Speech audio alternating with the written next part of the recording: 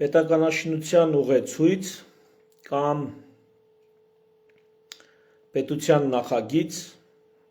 սա հիմնադիր ազատակարգ կուսակցության առաջարկած աշխատությունն է, որը գլուխ առ գլուխ կարդում եմ, այսօր կկարդամ գլուխ 3-ը, սոցիալական կապիտալ կամ ցեղից դեպի պետություն։ Գլուխ 3. Միջանձնային հարաբերությունները բնածին չեն, դրանք ձևավորվում են կյանքի ընթացքում։ Այլոց հետ համակեցության և համագործակցության հաստատումն ունի իր օրինաչափությունները, որը կոչվում է սոցիալիզացիա։ Վաղ մանկական շրջանից մարդիկ իրար ընտելացնում են և ընտելանում են իրար։ Վայրի կենդանիներին ընտելացնելիս ամենից կարևորը վախի մթնոլորտի բացառումն է և փոխադարձ վստահության հաստատումը։ Վախին ի պատասխան կենդանի էակը արձագանքում է երկու ձևով. կամ հարձակվում է, կամ փախչում։ Երկու դեպքում էլ անհնար է հետագա բարիդրացիական շփումը և ընտելացումը։ Հետևաբար, որքան մեծ է համայնքի ներսում և համայնքների միջև վստահությունը, փոխադարձությունը և որքան թույլ է վախի կամ զգուշավորության առկայությունը, այնքան դյուրին է համախմբումը և համակարգումը։ Որպեսզի պետականորեն կազմակերպվելու նախաձեռնությունը հաջողի, անհրաժեշտ է բացառել վախի և փոխադարձ անվստահության մթնոլորտը։ Անհրաժեշտ են իրավապահ և արդարադատության ինստիտուտներ, որոնք հանրության ցանկացած անդամին կերաշխավորեն արդար հատուցում, եթե նրանց վստահությունը ինչ-որ մեկի կողմից չարաշահվի։ Եվ ցանկացած մեկը, ով կտրվի այլոց վստահությունը չարաշահելու գայթակղությանը, պիտի համոզված լինի, որ պատասխանատվությունը չի ուշանա։ Արդարության, վախի բացառման և փոխադարձ վստահության մթնոլորտը հանրային համակեցության և համագործակցության անկյունաքարն է։ Անվստահության մթնոլորտը պառակտում է և տրոհում միլիոնանոց համախմբումը, յուրաքանչյուրին մեկուսացնելով իր համար վստահելի և արյունակցական կապերով ձևավորված փոքր խմբերում, ընտանիքներում և տոհմերում։ Սա պատճառ է դառնում հանրության կլանային մասնատման, միմյանց հանդեպ թշնամանքի և ագրեսիվ մրցակցության, վերջին հաշվով արտաքին մարտահրավերներին դիմակայելու բացարձակ անկարողության։ Միևնույն ժամանակ անհրաժեշտ է իմանալ, թե ինչպես են հաստատվում սոցիալական կապերը փոքրխմբային և միլիոնանոց հանրություններում, որովհետև ցանկացած լայնածավալ համախմբում կազմված է անհատներից, ընտանիքներից, գերդաստաններից, ընկերական միավորումներից, տարածքային, մասնագիտական կամ ընդհանուր հետաքրքրությունների հիմքով ստեղծված համայնքներից։ Ամերիկացի քաղաքագետ Ռոբերտ Պատնամը 1993 թվականին ստիպելով ժողովրդավարությանն աշխատել գրքում սոցիալական կապիտալը սահմանում է այսպես. «Սոցիալական կապիտալը հասարակական կազմակերպվածության այնպիսի հատկանիշներ են, ինչպիսիք են վստահությունը, սոցիալական նորմերը և միջանձնային կապերի վրա հիմնված սոցիալական ցանցերը, որոնք կարող են բարելավել հասարակության արդյունավետությունը հեշտացնելով համակարգված գործողությունները»։ Նա առանձնակի կարևորում է հասարակության անդամների ունեցած վստահության մակարդակը միմյանց և ինստիտուտների նկատմամբ, հավատն առ այն, որ մյուսներն իրենց հանդեպ կգործեն հուսալի և համագործակցային եղանակով։ Սոցիալական նորմերը, հատկապես փոխադարձության նորմը, նշանակում են համատեղ կանոնների, արժեքների և ընկալումների համակարգ, որով անհատներն օգնում են ուրիշներին, ակնկալելով ապագա փոխհատուցում եւ փոխադարձություն։ Միջանձնային կապերի վրա հիմնված սոցիալական ցանցերը հարաբերությունների եւ կամավոր միավորումների համակարգ են, օրինակ ակումբներ, քաղաքացիական խմբեր, թիմեր, որոնք համախմբում եւ միավորում են անհատներին։ Պատնամը պնդում է, որ այս տարրերը միասին օգնում են լուծել կոլեկտիվ գործողություններին խոչընդոտող խնդիրները, թույլ տալով հասարակությանն ավելի արդյունավետ գործել,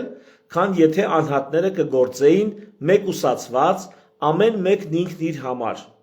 Նրա աշխատանքները, ներառյալ ավելի ուշ գրված «Bowling միայնակ» գիրքը, լայն քննարկման առարկա դարձրին սոցիալական կապիտալը որպես համայնքի քաղաքացիական եւ տնտեսական առողջության կարևորագույն չափանիշ։ Ռոբերտ Պատնամը սոցիալական ցանցերի արժեքն ու գործառույթը նկարագրելիս հանրության մեջ գործող սոցիալական կապերը դասակարգում է երկու տիպի՝ սոսնձող սոցիալական կապիտալ եւ կամրջող սոցիալական կապիտալ։ Թեև ձևակերպումներն արվել են նրանից շատ առաջ, դրանք մանրամասն նկարագրվել եւ հանրայնացվել են Պատնամի աշխատությունների շնորհիվ։ Սոսնձող սոցիալական կապիտալն ամրապնդում է կապերը համասեռ, միատարր խմբերի ներսում, որոնք ընդհանուր են տարիքով, սեռով, էթնիկ պատկանելությամբ, սոցիալական դասով կամ հետաքրքրություններով։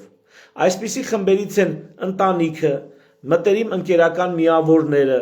եղբայրություններն ու միաբանությունները, նույնիսկ էթնիկ եւ կրոնական խմբերը։ Այսպիսի սոցիալական կապիտալը հիմնված է խորը վստահության, մտերմության, հաճախակի փոխազդեցության վրա։ Այն հանդիսանում է ներխմբային կապիտալ, ուղղված է դեպի ներս եւ օգնում է մարդկանց գոյատևել, տրամադրելով հուզական աջակցություն, փոխօգնություն եւ պատկանելության զգացում, այսինքն ընդհանուր ինքնություն։ Սոսնձող սոցիալական կապիտալի չափազանց մեծ արտահայտվածությունը կարող է հանգեցնել խմբի մեկուսացման եւ մեծ հանրությունից անջատման։ Կամրջող սոցիալական կապիտալը կապում է տարասեռ, բազմազան խմբերին։ Սա կապեր է ստեղծում տարբեր սոցիալական ծագում ունեցող մարդկանց միջև, ինչպիսիք են տարբեր մասնագիտությունների տեր ծանոթները, տարբեր քաղաքական կուսակցությունների անդամները կամ տարբեր դասակարգերի պատկանող անհատները։ Կամրջող սոցիալական կապիտալը ներառական է եւ հիմնվում է թույլ վստահության,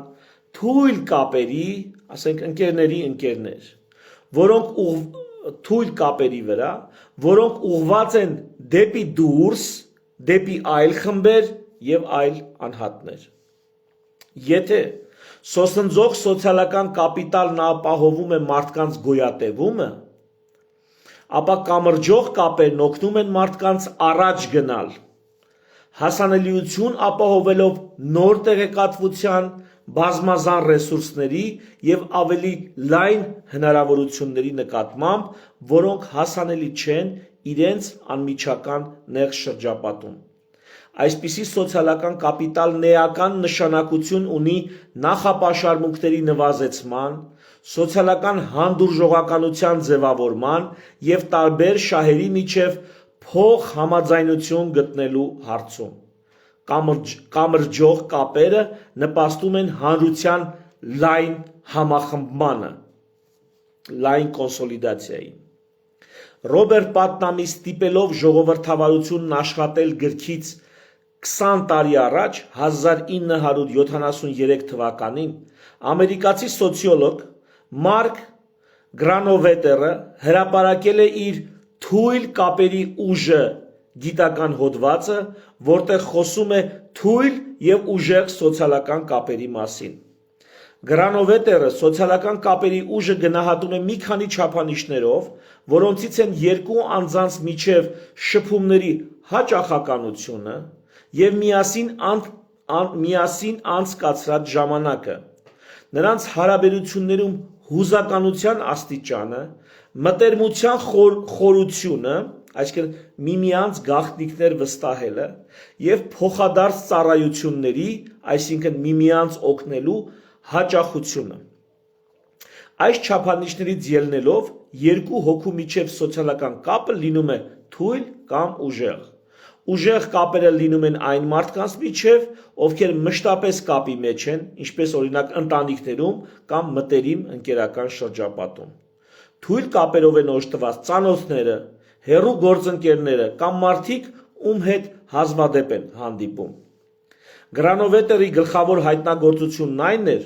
որ թույլ կապերն ավելի արժեքավոր են նոր տեղեկատվության և հնարավորությունների համար, քան ուժեղները։ Բանը նրանում է, որ մտերիմ ընկերները սովորաբար ճանաչում են միմյանց և շփվում են նույն սոցիալական շրջանակում։ Տեղեկատվությունն այս շրջանակում փակ է։ Այն, ինչ գիտի մեկը, գիտեն նաև մյուսները։ Իսկ ծանոթները կամ ընկերների ընկերները կապված են այլ սոցիալական խմբերի հետ, որոնց հետ փակ խումբը առնչություն չունի։ Եվ սոցիալական թույլ կապերով ծանոթները կամուրջ են հանդիսանում փակ շրջապատի և արտաքին աշխարհի կամ այլ խմբերի միջև։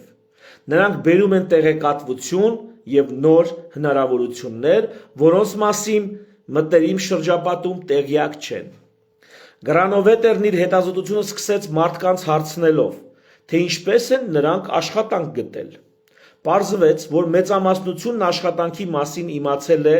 ոչ թե մտերիմ ընկերներից, այլ ծանոթներից, թույլ կապերից։ Պատճառն այն է, որ մտերիմ ընկերները տիրապետում են նույն տեղեկատվությանը, ինչ ինքը աշխատանք փնտրողը, իսկ ծանոթները այլ աշխարհներից նոր լուրեր են բերում։ Թույլ կապերը նպաստում են նաև նորարարությանը։ Գիտական և գործարար մեկուսի միջավայրում նոր գաղափարներ հազվադեպ են ծնվում։ Դրանք սովորաբար առաջանում են, երբ մարդը, ով ունի բազմաթիվ թույլ կապեր տարբեր ոլորտների հետ, կարողանում է միավորել երկու տարբեր շրջանակների գաղափարներ։ Արդյունքում թույլ սոցիալական կապերը նպաստում են ստեղծագործական առաջընթացին և նորարարությանը։ Գրանովետերը ցույց տվեց, որ հասարակության համախմբվածությունը կախված է թույլ կապերի քանակից։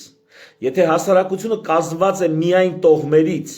փակ սոցիալական միավորներից, ապա մասնատված է և հակված է կոնֆլիկտների։ Եթե տարբեր խմբերի միջև ի հայտ են գալիս թույլ սոցիալական կապեր, ապա ստեղծվում է սոցիալական ցանց,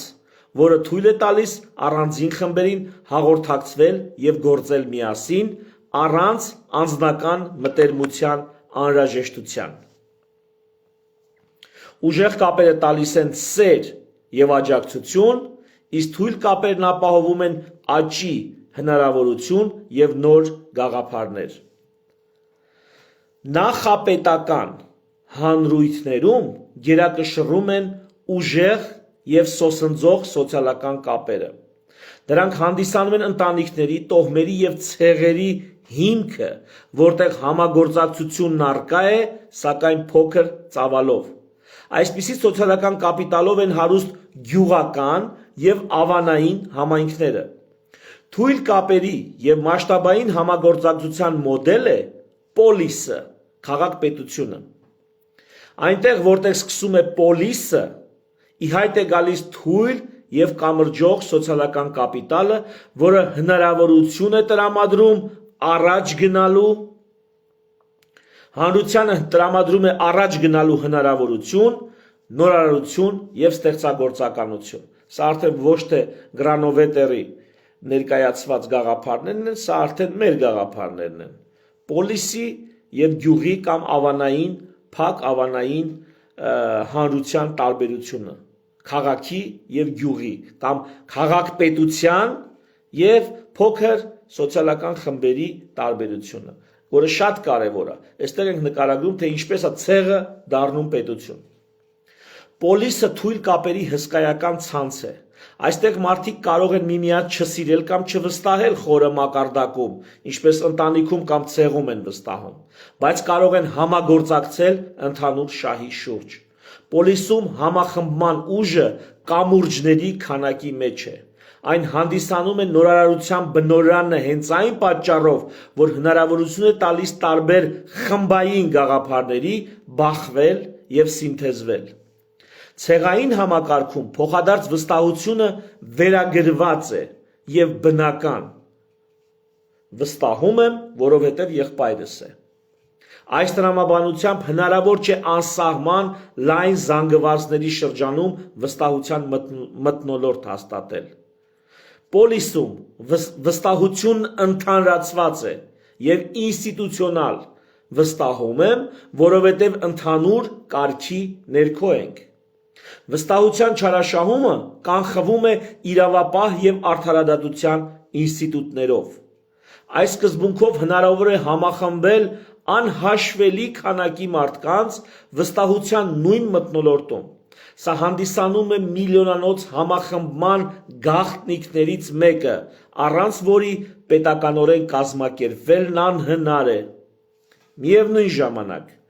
եթե հանրության մեջ առկա է միայն թույլ և կամրջող սոցիալական կապիտալ և քայքայվում են ուժեղ և սոսնձող կապերը, ապա առաջանում է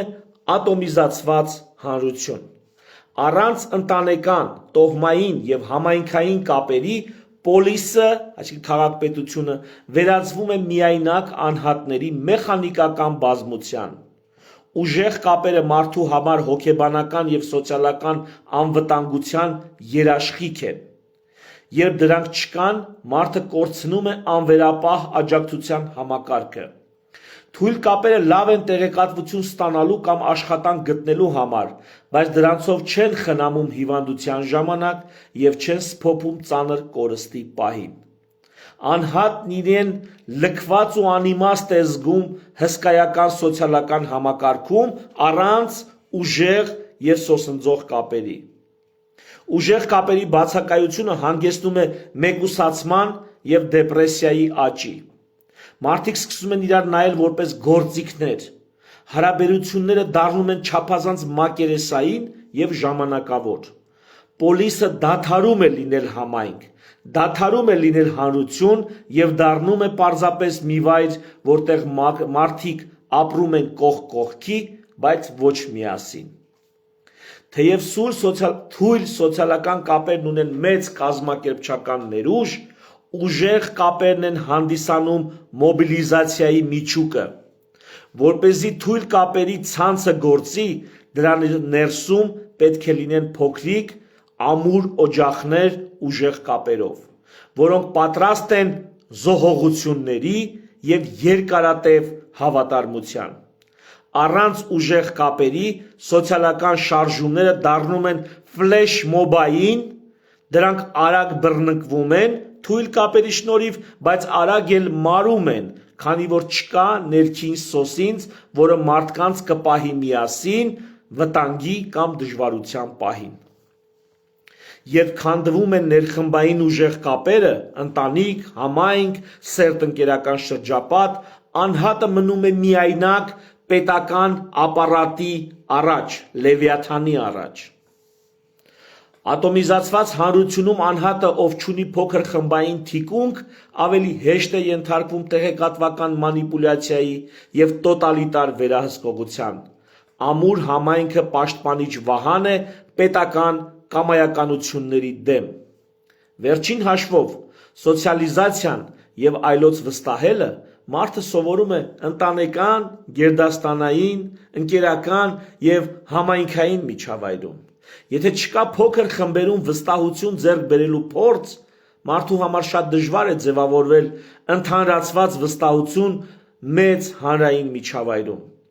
Փոքր խմբերը հանդիսանում են լաբորատորիա, որտեղ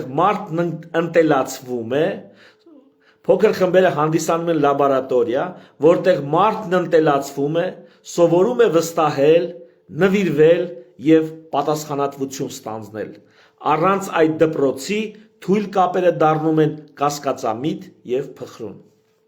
Այսպիսով, բացառապես ուժեղ կապերով ձևավորված համայնքը գնում է խմբային մեկուսացման, հանրային մասնատվածության, միջխմբային կոնֆլիկտների, հետադիմական հայացքների, իսկ բացառապես թույլ կապերով ձևավորված հանրությունը գնում է սոցիալական օտարման, անդեմ շուկայական հարաբերությունների գոյաբանական միայնության։ Առողջ պոլիսում, առողջ պետությունում մարդիկ ունենում են իրենց ցեղային ամուր օջախները, ընտանիք մտերիմներ, բայց այդ օջախները բաց են եւ հարյուրավոր թույլ կապերով միացած են իրար, ստեղծելով միասնական հանրային օրգանիզմ։ Պոլիսի ուժը դրանում առկա ինստիտուտներն են,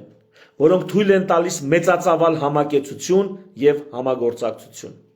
Եթե փոքր համայնքներում հարաբերությունների կարգավորիչ է ավանդույթը,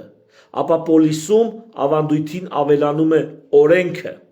Եթե փոքր համայնքներում կոնֆլիկտի հանգուցալուծումը, ներողամտությունը, հաշտեցումը կամ իրարից խռով մնալն է, ապա պոլիսում ավելանում է դատարանն ու արդարադատությունը։ Եթե փոքր համայնքներում տնտեսական հարաբերությունները հիմնված են փոխօգնության վրա, ապա պոլիսում ավելանում է շուկան եւ շուկայական հարաբերությունները։ Եթե փոքր համայնքներում անհատները հայրենակից են կամ յուրային, ապա պոլիսում ավելանում է քաղաքացիությունը որպես համայնքին պատկանելու կարգավիճակ։ Եվ վերջապես, եթե փոքր համայնքներում համակարգումը հիմնված է ինքնակառավարման վրա, ապա պոլիսը պահանջում է հատուկ կառավարման համակարգեր, որպես պետի ինստիտուտ կամ պետական կազմակերպվածություն։ Պոլիսը, քաղաքպետությունը, մարդկանց համախմբման եւ համակարգման ոչ միայն քանակական, այլև որակական նոր մակարդակ է, որում սկսում է թե քաղաքականությունը, թե քաղաքակրթությունը ընդհանրապես որպես թույլ եւ կամրջող կապերի համակարգ հիմնված ուժեղ եւ սոսնձող կապերի վրա։ Սա երրորդ գլուխն էր, չորրորդ գլուխը, եթե հարմար գտնեմ, վաղը կկարդամ, որի վերնագիրն է օլիգարխիայի երկաթե օրենքը։ Այսպես ընդհանուր առմամբ 12 գլուխ, հարգելի հայրենակիցներ, շնորհակալություն ուշադրության համար, ցտեսություն։ Կարծում եմ վաղը կհանդիպենք էլի այս քննարկումը շարունակելու համար։